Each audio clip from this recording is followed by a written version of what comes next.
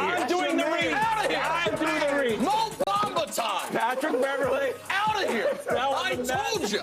The moment it happened, I said he had to go. Hey, I understand where you guys can't do it too long, but can we get a round of applause for late GM, LeBron James? Oh yeah. Look at this. Look at this. Oh, yeah, exactly.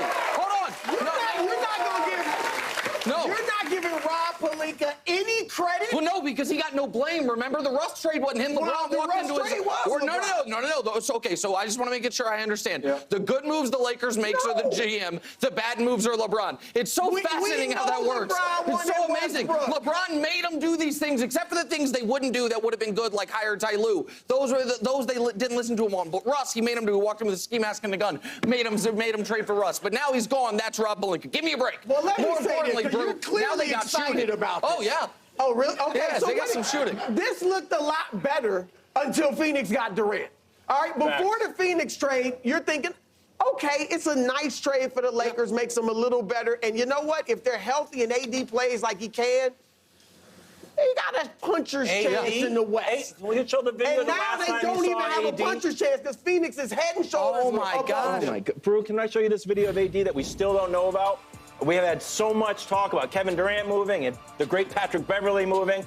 We still have not heard an explanation of why AD was so upset. So you think this team is all of a sudden just going to coalesce and be championship material? Yeah, I think once AD, I don't know if AD thought, man, I might get moved. We talked about this yesterday. He heard a rumor or whatever. Yeah, once he knows he's on the team, and I'm not saying they're going to win the West. I'm just saying they got better.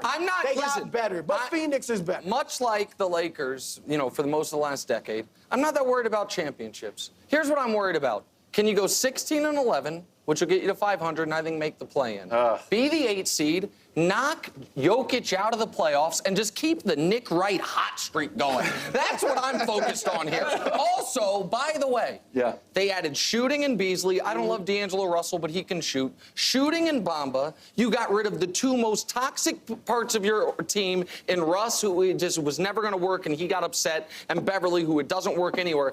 And sneaky important, Jared Vanderbilt, who I don't know how much you guys know, but you know how I like the old Rivals profile page. I watched Jared Vanderbilt in high school. #1 player in the state of Texas. Only 23 years old. 5-star. They remade the whole team in 36 hours. Their spacing is much better. Defensively, Vanderbilt's a good defender. If they get to 500, I'm just saying. Get to 500. You've lowered your standards, so you know they're not Lakers winning getting to 500. I'm talking about LeBron getting in that MVP conversation. Going to lose by 10 to the Giannis tonight. Coming up after the break, we are talking about the Chiefs dynasty. Oh, are we? Well, yeah, well, the Chiefs fans love it.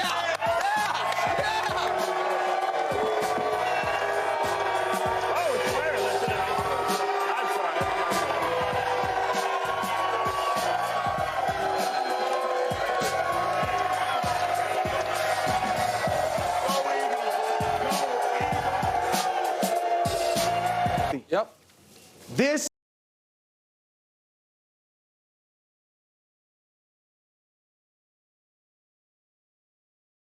is the biggest failure of Kevin Durant's career. Oh, come on. I'm More serious. than the one that just happened? What do you mean? Those were injuries. I'm talking about on the basketball court. I'm talking about all that is Kyrie's off the court stuff, the anti-vax stuff, Durant himself being hurt, James Harden wanting to trade. I'm talking about on the court. Oklahoma City, they had some injuries, and they had to run up against Tim Duncan a lot with San Antonio, and then Golden State. All right, Brooklyn, Golden State, the year they didn't win it, he was injured. Yep.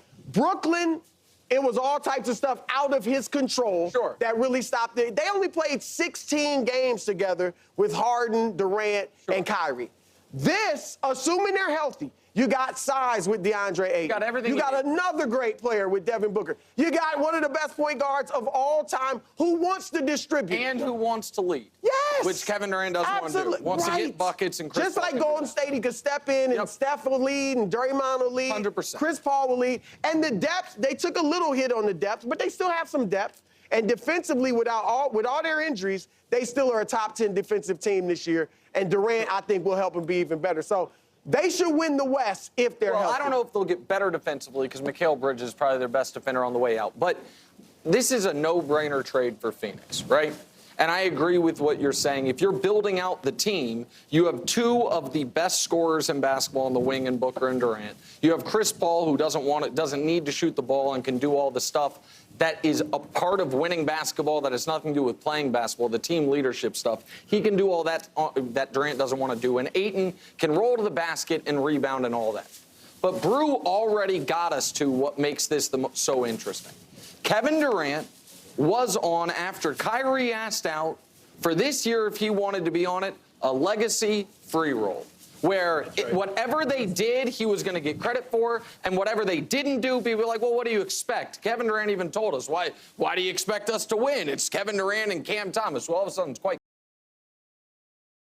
good, but doesn't matter. Now, he is in a spot where I think he has more pressure on him than at any moment since OKC was up 3-1 on the Warriors.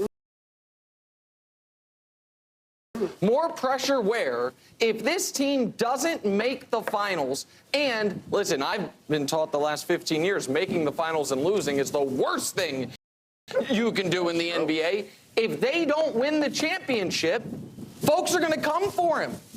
And it is interesting, Bill Barnwell, great football writer, pointed this out. He's not wrong. Kevin Durant, the last time he was on a team without a future Hall of Famer was his rookie year in Seattle. It's the only time. He lasted 3 days on the Nets. Well, at post-Kyrie trade, was like, get me out of here. I got to go somewhere where they've got a bunch of other talent around me. And so I do think it makes a lot of sense. The injury stuff, some injuries are fluke. KD's Achilles injury out of nowhere, either the calf injury that preceded it, was who could have seen that coming? If this Suns team gets hurt, however, Wilds, Booker's the youngest, supposed to be healthiest. He already's missed a month. Right. CP3 injuries have defined this stage of his career.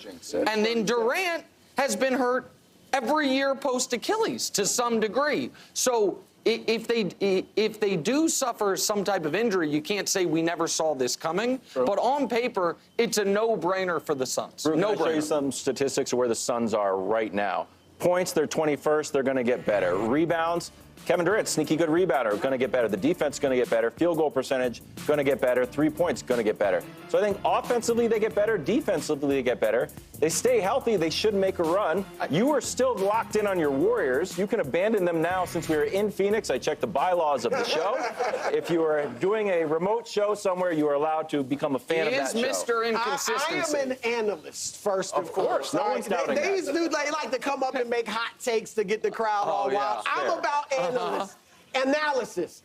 And look, if Phoenix is healthy, they're better than Golden State. There we go. They are. Now, if Golden State gets back to what it was last year, then sure, they got a great shot, and that will be a heck of a series. But they haven't shown us that yet, okay? So I don't know if they'll get back. And Steph is out right now. So if fail on the Warriors. No, that was just analysis. No, listen. We'll see. Let me see how they play a little bit. Wilds, what are they called? Mr. Consistency. Exactly. Everybody knows that, and that's Mr. Inconsistency. This is they. That's why this the is show works. That's the only one. So you can flip-flop. So I mean, by the way, I mean, we're going to talk about the Nets in a moment.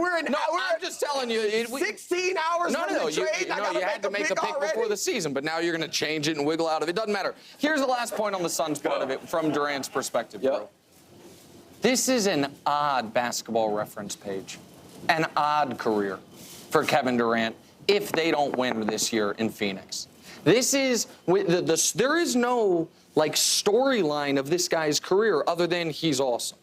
He's in OKC, they have a big three, then they don't. They're competing for championships. Then he dips to the team that beats them. They're awesome there, but he's this hired gun. Yep. He then tries to build his own thing in Brooklyn, and now we're age 30 to age 34. And the guy's won 1 playoff series. Right. Kobe won 2 titles in that stretch. Right. Of course, a lot of it's injury, and a lot of it's circumstances. A lot of it is he teamed up with the wrong guy. I get all of that. A lot of it is Giannis was better than him in that 7-game series. But it is just a weird story arc for one of the 15 greatest players we've ever seen. He did get a podcast and a pickleball team.